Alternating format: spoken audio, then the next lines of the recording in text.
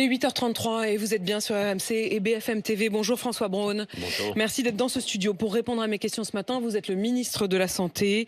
À 11h55, vous serez à l'hôpital Georges Pompidou pour vivre cette minute de silence qui va être vécue dans tous les hôpitaux de France. Vous serez auprès des soignants après ce drame qui est intervenu donc au CHU de Reims.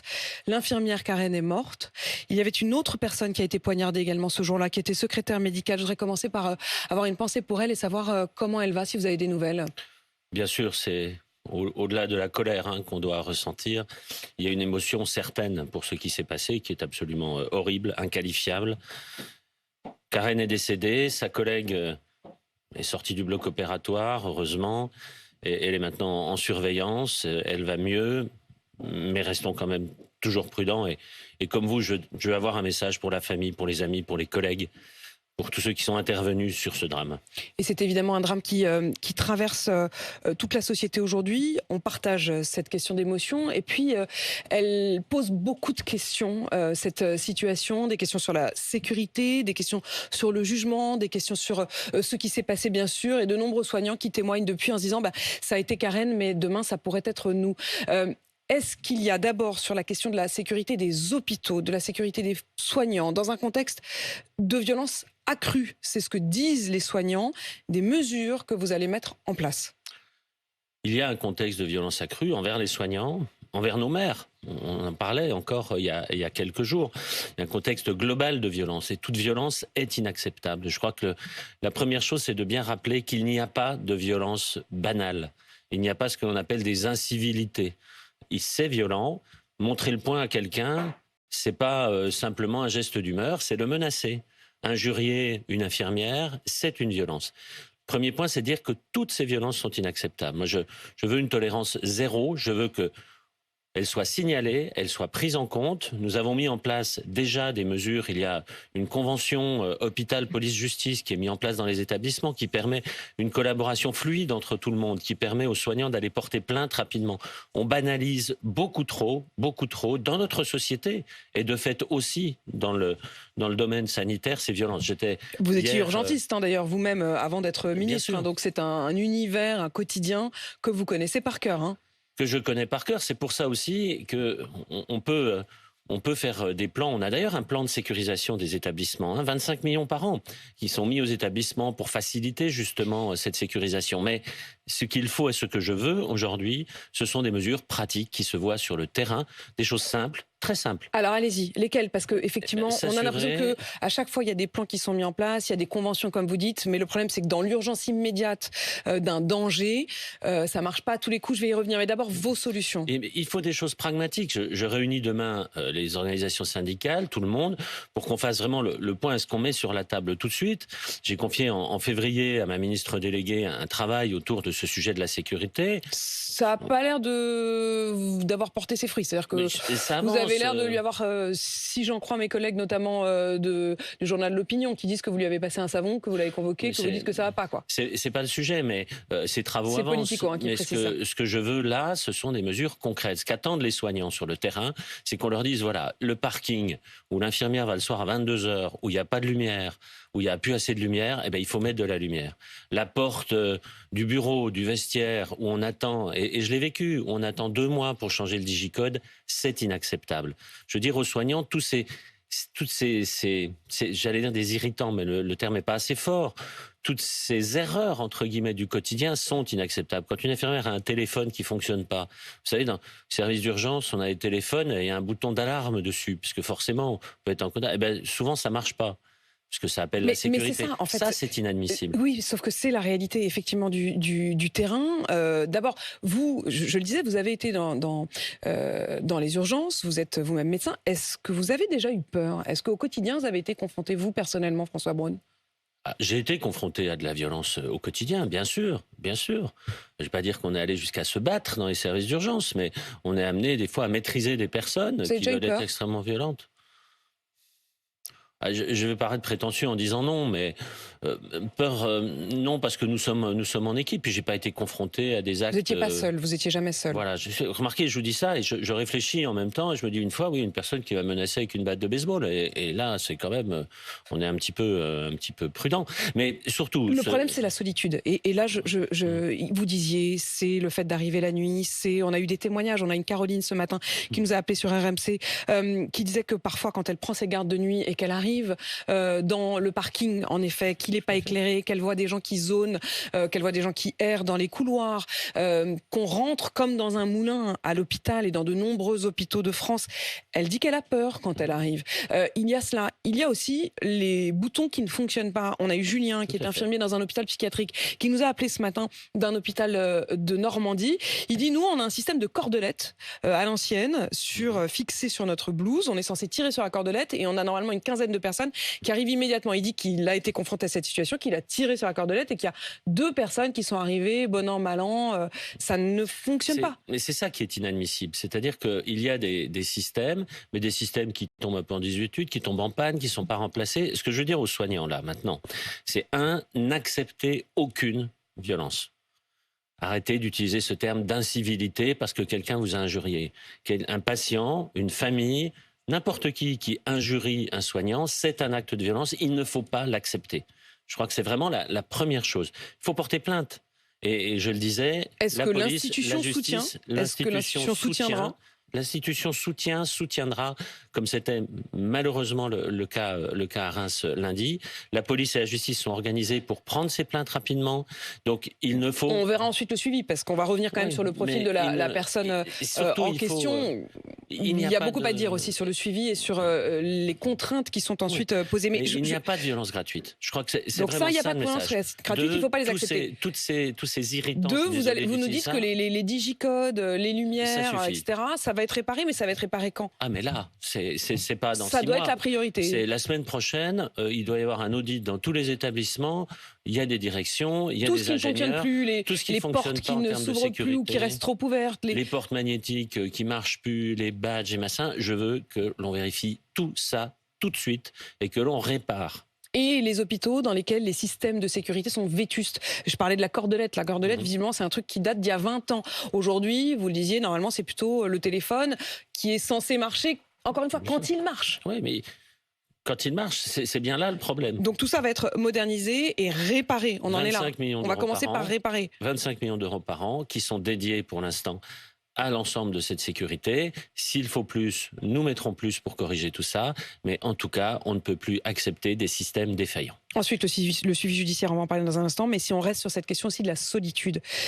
Julien, cet infirmier, ce matin, il disait en 5 ans, j'ai vu ma vie au quotidien se dégrader parce que nous sommes dans un hôpital où il y a 27 lits psychiatrique, 2 chambres d'isolement. Il y avait 5 infirmiers il y a 5 ans, il n'y en a plus que 2 aujourd'hui. C'est pas que des postes ont été fermés, c'est qu'il y en a 3 qui ont démissionné, qui ont fini par être épuisés, notamment après le Covid, et qui n'ont jamais trouvé de successeur. Ils travaillent à 2 alors qu'ils devraient être 5. Et ça, j'imagine que c'est dans beaucoup d'hôpitaux de France. C'est dans beaucoup d'hôpitaux de France, c'est dans beaucoup de services, c'est le drame de notre hôpital public aujourd'hui. J'entends tout le temps, il faut des lits, il faut des postes. Mais nous avons les lits, nous avons les postes, mais nous n'avons pas les personnes pour être sur ces postes. Il est payé 1 700 €, il bosse la nuit, il bosse le week-end, il est épuisé et il est injurié par les patients. Donc je comprends qu'on ne trouve pas tellement de candidats. Hier, malgré ce drame, j'étais au salon Santexpo, qui réunit tout le monde de la santé. J'ai eu l'occasion de présenter... au monde de la santé réunie, les choses que nous allons mettre en place, que je vais mettre en place rapidement pour la reconnaissance des pénibilités du métier de soignant, sur le partage de la garde entre l'ensemble des professionnels, le public comme le privé. Nous avançons. Vous savez, quand je suis arrivé, j'ai mis des jalons. J'ai dit que pour l'été, nous aurons un certain nombre de mesures sur le fonctionnement de l'hôpital, la gouvernance de l'hôpital, les carrières. Eh bien, tout ça va être annoncé avant le mois de juin. Vous postuleriez, vous, pour un poste à 1 700 € dans un endroit où vous allez devoir faire le boulot de 5 personnes alors que vous serez sans doute 2 ou 3 et que vous allez bosser le soir, le week-end. Et il disait parfois la veille pour le lendemain, on nous dit demain il faut qu'au pied levé tu viennes dans une organisation chaotique, me disait-il. Vous savez, c'est un très très bon exemple, ce principe de les appeler, ils sont en week-end, on leur dit il faut venir demain parce qu'on n'a pas d'autre solution. Ce que je veux mettre en place, typiquement là-dessus, ce sont des astreintes pour les infirmières. Ça n'existe pas.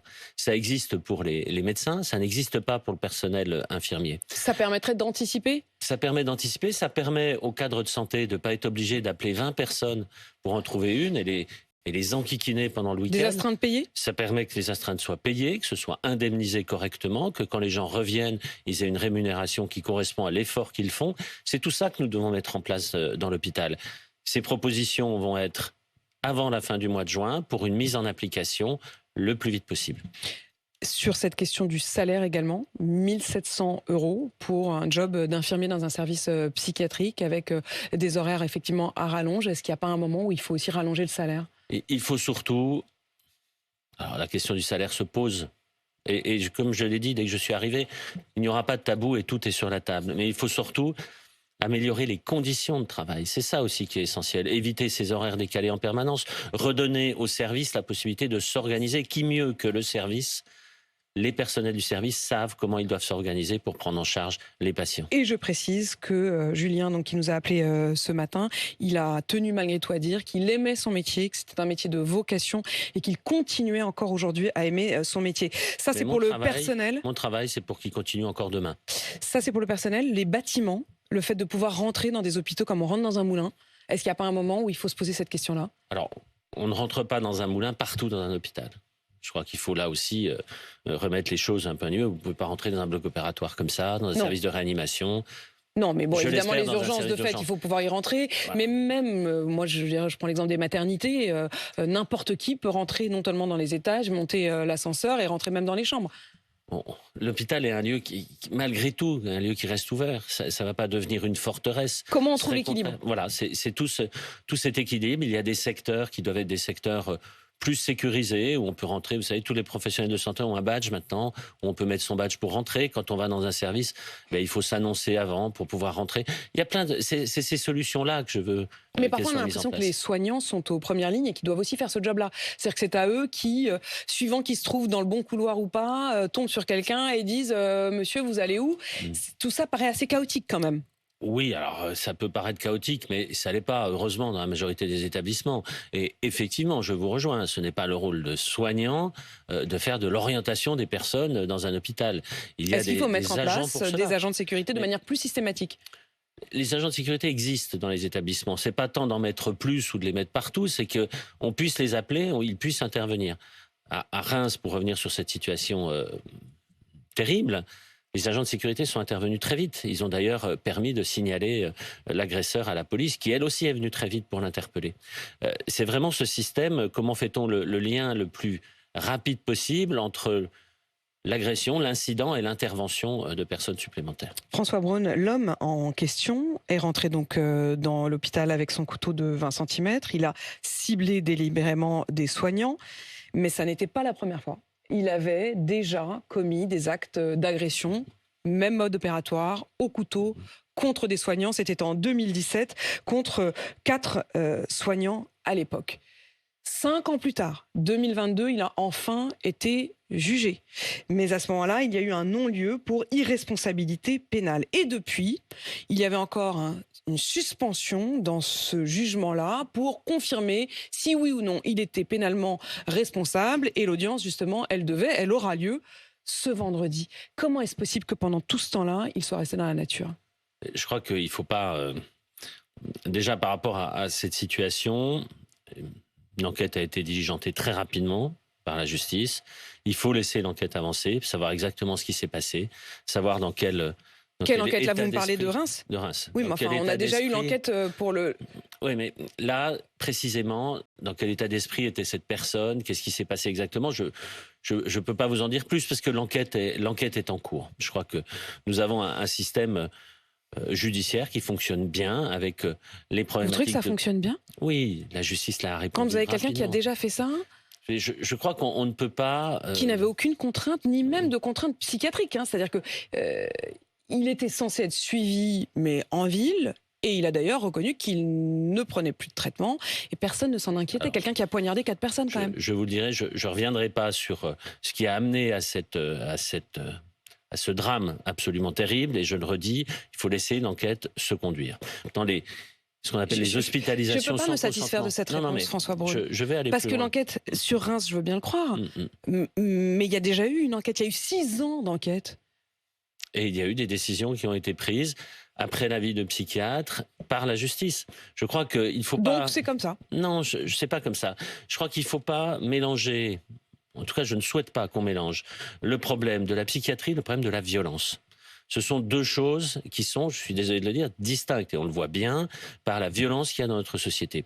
Est-ce que vous savez que les personnes handicapées psychiques, les malades psychiatriques, si on veut faire simple, sont responsables de 2% des actes pénalement répréhensibles. 2%. C'est beaucoup, c'est trop, mais c'est pas beaucoup non plus. On focalise systématiquement sur ces pathologies psychiatriques et ces malades psychiques sont malheureusement plus souvent victimes de violences qu'auteurs de violences. Alors, des événements aussi terribles, aussi dramatiques que ce qui vient de se passer à Reims mettent un éclairage cru, violent sur cette situation. Mais je crois qu'il ne faut pas tout mélanger. Il faut traiter ces actes de violence. Il faut traiter la violence de notre C'est la situation. même personne qui a commis les mêmes actes, les uns en 2017, les autres cette semaine. C'est pas tout mélanger que de faire un rapprochement quand même entre ce qu'il a vécu et ce qu'il a commis en 2017 et ce qu'il a commis cette fois-ci. Ce rapprochement est tout à fait licite, mais je le redis, laissons les enquêteurs et la justice faire son Mais travail. le fait qu'il n'y ait pas eu de décision de mesure de sûreté, qu'il n'y ait pas eu de mesure d'enfermement, qu'il n'y ait pas eu d'obligation de soins, ou en tout cas pas de suivi d'une obligation de soins, ça vous paraît pas un problème? Je n'ai pas dit que ça paraissait pas un problème. C'est une personne qui, si j'en crois les informations qui m'ont été fournies, était sous curatelle, donc qui était donc surveillée, qui n'était pas si libre que ça. Mais je le redis, laissons cette enquête éclairer toutes les circonstances de cette agression. Et la question, effectivement, des moyens que l'on donne à l'hôpital psychiatrique, aux soins de la santé mentale en France. Est-ce qu'il y a un problème là-dessus? Est-ce qu'il n'y a pas suffisamment de moyens? Les psychiatres, les psychologues, tout le monde crie au fait que la santé mentale est le parent pauvre de la santé en France. Est-ce que ça n'est pas une illustration, une de plus? Je ne vais pas redire ce que je dis depuis que je suis arrivé sur l'état de notre système de santé. Notre système de santé a des difficultés. Notre système de santé a des difficultés, mais la psychiatrie là-dedans encore plus. Nous avons 15 500 psychiatres en activité, 600 établissements psychiatriques. Quand j'entends qu'on en manque partout, qu'il n'y en a pas, non, nous avons des structures. Alors, nous manquons de personnel. Il y a des lits qui sont fermés par manque de personnel, comme dans les autres spécialités. Nous avons aussi une concentration, mais c'est l'organisation même de la psychiatrie autour de ces établissements psychiatriques. Je crois qu'il faut que nous continuions à développer ces réseaux autour de la psychiatrie. Le quinquennat précédent a amené des solutions dans le cadre des assises de la santé mentale. J'attends là aussi, en ce qui concerne les jeunes, puisqu'on en parle beaucoup aussi, les conclusions des assises de la santé de l'enfant et de la pédiatrie.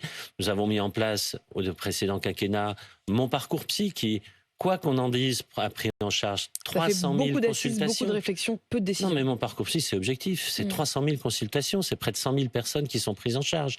Donc, il y a des solutions qui se mettent en place, comme dans les autres sujets de la santé. Nous avançons, nous continuons à avancer. Je veux qu'on avance encore plus vite sur ces questions de sécurité avec des éléments pratiques, des solutions pratiques concrètes qui se voient sur le terrain. 2 questions encore. L'une d'abord sur drogue et alcool. Évidemment, le drame de Roubaix cette semaine, mais aussi hier à Trappes, une petite fille de 6 ans qui a été tuée par une personne qui conduisait sa voiture et qui était sous l'emprise du cannabis. Est-ce que c'est pas un problème majeur de santé publique ? Comment lutter? Comme on a pu mettre en place un plan contre l'alcool au volant, est-ce qu'il faut assumer en France, malgré le fait qu'officiellement on ne se drogue pas, puisqu'officiellement c'est interdit, de mettre en place une vraie campagne contre la drogue au volant? Je pense qu'il faut, et je travaille sur l'ensemble de ce sujet des addictions. Pourquoi? Parce que quand on parle de drogue, quand on parle du cannabis, de l'alcool, on parle du tabac aussi. Hein, c'est quand même un produit qui est psychoactif, c'est-à-dire qui augmente le tonus un petit peu, si vous voulez. Eh bien, paradoxalement, les jeunes fument moins de cannabis et boivent moins d'alcool. Par contre, il y a des dérives vers d'autres modes de consommation addictifs qui sont terribles.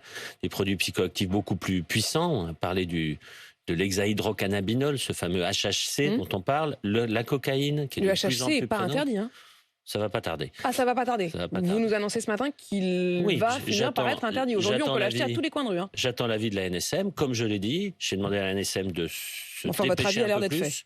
fait. Voilà, mais Okay. discuter avec les professionnels, tout le monde est d'accord, c'est un produit addictif. D'accord. Donc c'est un Donc le stupéfiant. HHC sera Il interdit. sera mis dans la liste des stupéfiants dès que Est-ce possible. qu'il faut inscrire sur les bouteilles de vin, boire tue sur les bouteilles d'alcool? C'est une proposition que fait Julien Courbet, qui a perdu son père, qui a été renversé par un chauffeur alcoolisé. Ces problèmes d'addiction, je crois qu'il faut les prendre de...